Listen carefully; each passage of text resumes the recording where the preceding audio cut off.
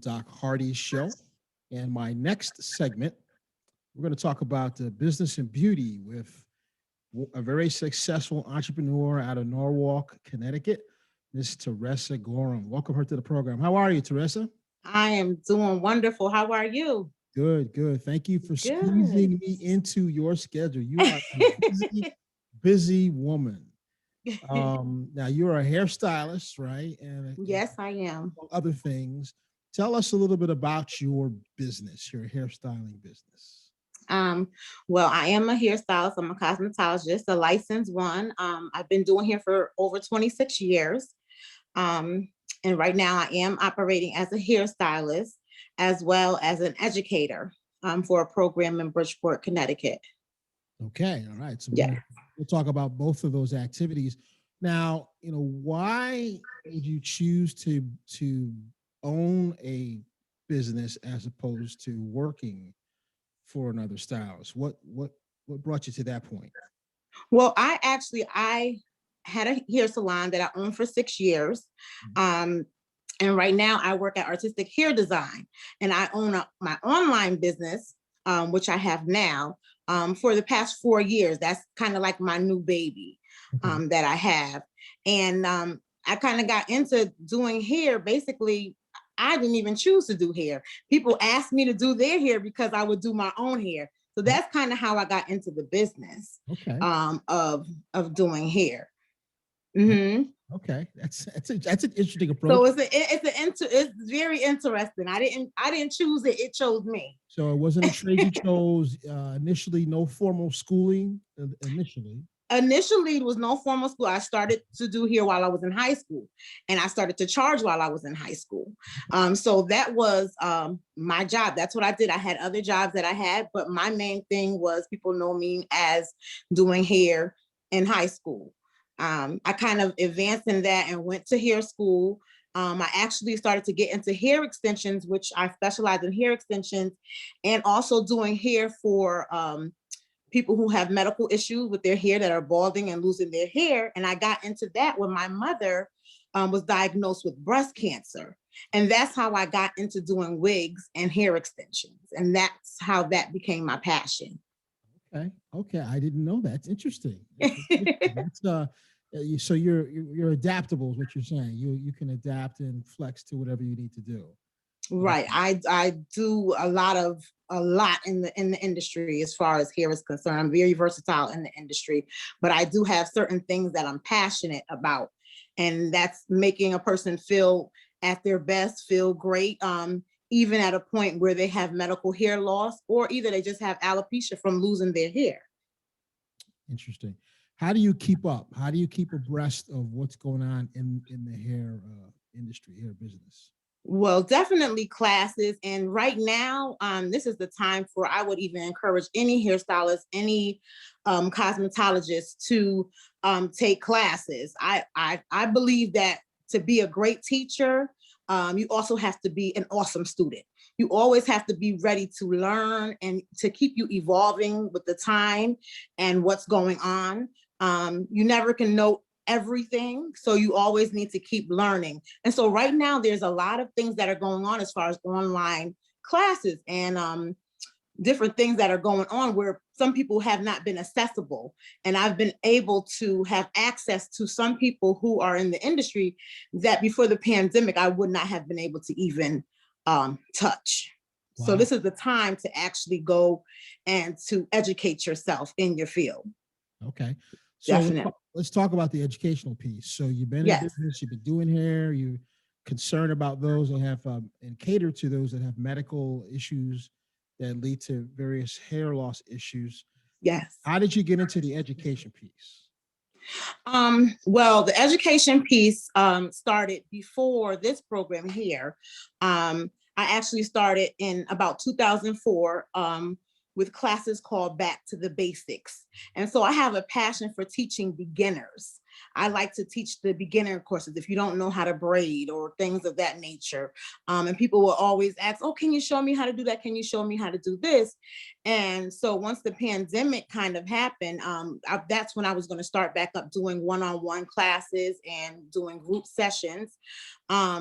And then this came along where it's a program called Full Circle Youth Empowerment, which was introduced to me about 2 years ago. So I've been teaching their cosmetology classes for 2 years now, and it's an inner city program that's located in Bridgeport, Connecticut. Okay. How do people Yes. how do people sign up for the program? Well, they can go online. They do have a page on Facebook, so you can put in the search Full Circle Youth Empowerment, and you can go from there and connect with them through their website. Okay. And sign up. And it's for high school students. So yes. Okay. Excellent. So have you had any success stories coming out of the teaching program? Well, the success programs for them, there are some. The first program we had were our inner city kids, kids that actually were a part of DCF programs and things like that. So in the beginning, I kind of got kids where basically it was something that they wanted to do, but I had to become auntie. I had to become mama. I had to become that girl you could come and talk to. So hair is not just about doing hair. It's basically, it's building relationships with people. And so the success story would not only be just doing hair, but it's to help them see that you can actually do it. You know, you have a spark in you. If nobody told you, I'm going to tell you, I love you and I want you to do your best. So it's a language that happens around here. Yes. Okay, awesome. That's inspiring. That's one of the reasons why I want to have the program. Now, I always do a little reading. If I don't know anything about the topic of the guest I have on the show, I do a little reading to so I have questions. So I found this article, and it was 7 myths about natural black hair. Okay. So we're gonna go through some of these myths. I'm gonna tell you the myth, and you tell me why it's a myth. Why it's false from your experience. The first myth is that there are a lot of people that believe natural hair isn't versatile. What are your thoughts on that myth? Natural hair is not versatile. Well, first of all, we are going to toss that whole myth out, and it's false. And I usually don't use the word lying, but it is a lie. Okay. So our hair, when your hair is natural, you actually can do more with your hair than someone who has a relaxer. So you can go straight and get a nice silk out, or a press. We used to call it a press, or with the pressing comb, but now we do silk outs, which are much healthier for the hair to infuse the oils and straighten your hair. Then you can go back and you can shampoo it, condition it, steam it, and go back to a natural curl. You can wear braids, you can wear it up, you can wear it, and it's stronger because it's natural. So that is definitely a myth. Okay. All right, here's myth number 2. I like it. Okay. Come on, I'm ready for you. And I saw you sat up straight when I asked you. I'm ready for you. You came with it. I love it. All right, here's myth number 2. I know you're gonna have something to say about this. Natural hair doesn't grow. Okay. Natural hair doesn't grow. Now, what I would say about that is natural hair, it grows. You must keep it moisturized and it will grow. The thing about natural hair, when people say it doesn't grow, it's because you have shrinkage. You're now working with your curls, and you're not working with straight hair, where you will see your hair when it's straight, it will grow and you will see it kind of going down your back. Now, when it's natural, you're working with your natural curl. So when you work with it, depending on what type of hair you have, your curl might be really tight. And so it seems like the hair is just kind of shrunk down. So that's a myth. It grows. Once you blow that hair out, you're like, oh, I didn't know my hair was that long. So it's a myth because of the curl pattern. Okay. All right. Good. Here's another one. Natural hair needs grease. Natural hair needs grease. Okay. So what I would say about that is that oil is essential. Hydration is essential. We are used to the word grease, which could be tricky because it could be waxy, it could be heavy. And people think that the more oils, even so, and the more grease you put on your hair is going to grow more. But sometimes your hair can't accept but so much. Sorry. That's okay. I'm back. There you go. Your hair can only accept but so much. So I would definitely say you do need oil, and you do need hydration for your natural curls and your natural hair. Okay. So it's kind of a half and half thing. You do need the oil though. So it depends on what you put, Depends on your hair. What are you doing and what are you using? Right. Okay. Yes. All right. Here's another one. Natural hair is hard to manage. If you do not know what you are doing, yes, it is. Okay. Okay. And that's when you need to seek a professional. Seek a professional. Okay. Yes. All right. And let's see. One more time.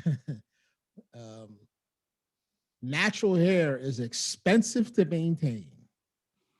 You know what? It can be expensive to maintain, especially if you're are you going to a stylist, but it depends what you mean by expensive, because you're investing in yourself and into your hair. And sometimes it is going to cost you a little more because we use professional products.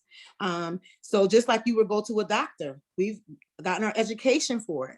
So we know what we're talking about. So for us to give you that information at a discounted price or something cheaper, that would be unfair to us. You want us to pour into you what we've learned. So it can be pricey, but I can say that you can do your research and find a stylist that is within your price range. And you will spend a lot of money on products, even if you're doing your own hair at home for your natural hair. So you do need to have a budget for it. And then you need to choose what budget works for you. All right. Excellent. Those are good pointers. Tell us how people can follow you on social media and how they can, find you on the internet. Okay. Well, on Facebook, my name is Teresa Gorham, Teresa. My last name is Gorham, Gorham. And if you follow me on Instagram, you can go to Dimensions by Teresa G. And I also have another Instagram page, which is hairweave_beast. I have a website, which you can purchase all of your hair extensions and your hair care needs, from bonnets to eye tips to micro linking, on dimensionsbyteresag.com. Get it, girl. You got your hustle. You got your hustle is strong.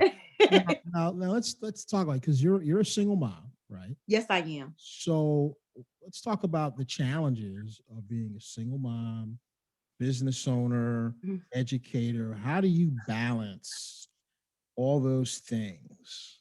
Well, you know what? It kind of over the years, it can be a task. But what you have to do is you have to make sure, and I'm pretty sure our single moms out there, you have to make sure you have a good support system. If you don't have a good support system, then you need to seek out a good support system, meaning childcare. Some backup plans where you don't have just one sitter, but maybe you have two people that you can rely on, just in case something goes on and you have an emergency. And sometimes you do have to rearrange your schedule according to your children's schedule, especially running sports and things like that. So yes, it can be difficult, but if you have a lot going on, I would say, sometimes you can work 3 days a week, or you can do full time. It all depends on your support system and who you have supporting you. That's what it comes down to. Now, COVID-19 has presented some unique challenges to every industry. I'm sure. Yes. The hairstyling industry is no different. What challenges have you faced, and how have you adapted to that? Well, I would say COVID-19, yes, it came in and shut down salons, which we thought would never happen.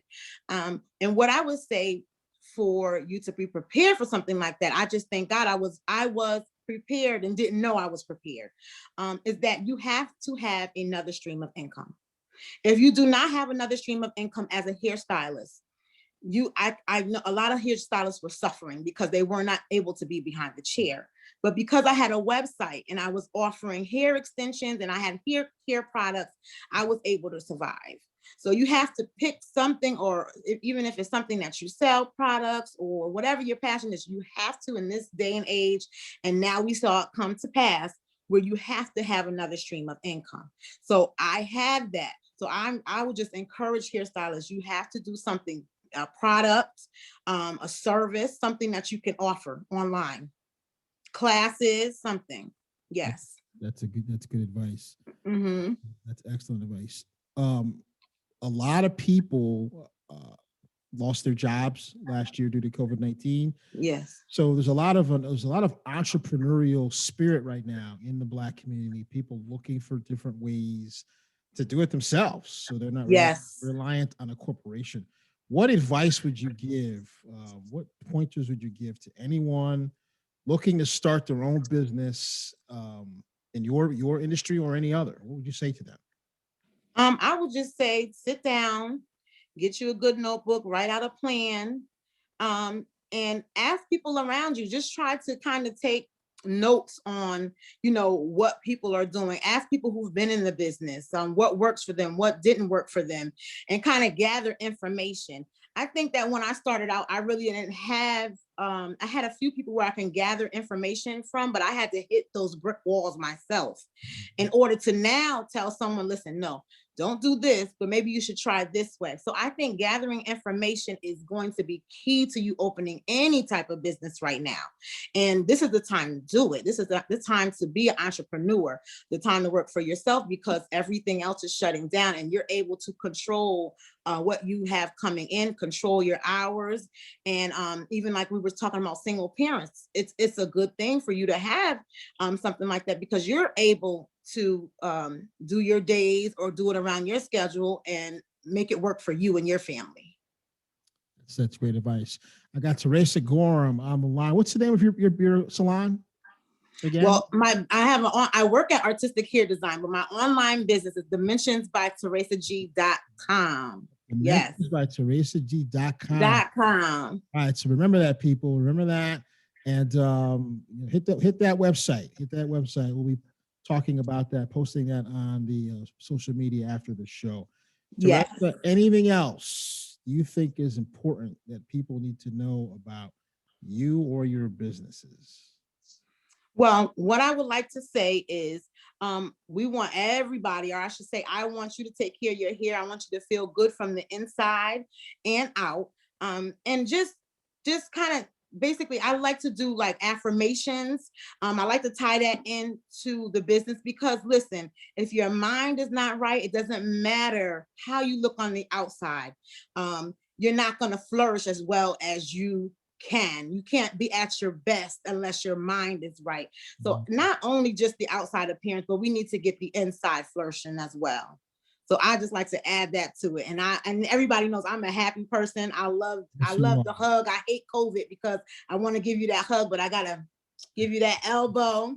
And I want everybody to, feel good from the inside and look good on the outside. Well, you are certainly I can feel the energy over here across the internet.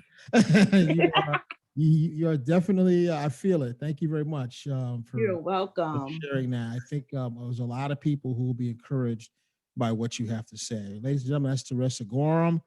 And follow her on social media. Go to her website and yes, buy her products. My sister, thank you. You are welcome. You are welcome. Good luck and God bless in all. Thank you. I enjoyed it. Thank you.